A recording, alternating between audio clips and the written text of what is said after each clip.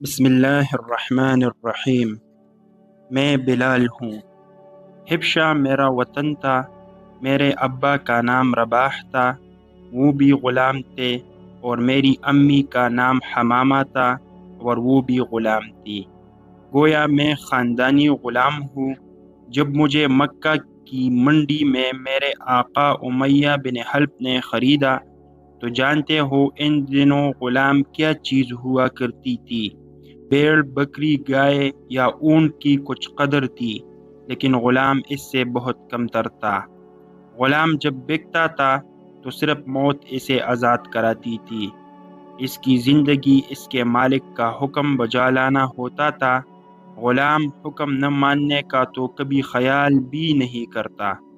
محنت کے بوجھ تلے آ کر غلام مر گیا تو مالک کی بلا سے۔ اسے اگر غم ہوتا تو صرف یہ کہ اس کی رقم کا نقصان ہو گیا، وگرنہ غلام کی زندگی ختم ہو جانے کا کوئی دکھ نہیں ہوتا تھا۔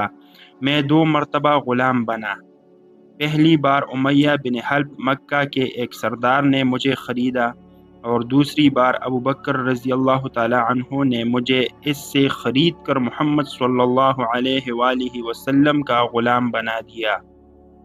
پہلے مالک کی غلامی میں ذلیل و خوار تھے، اور مجھے اس بے دردی سے مارا جاتا کہ ایک مرتبہ مجھے اس مار کی وجہ سے مردہ سمجھ کر ہی چھوڑ کر چلے گئے۔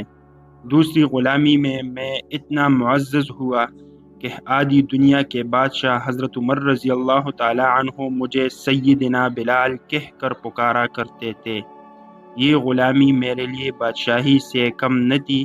مجھے سردار دو جہاں کی وہ خدمت نصیب ہوئی جسے بڑے بڑے سرداروں نے بھی رشک کی نگاہوں سے دیکھا۔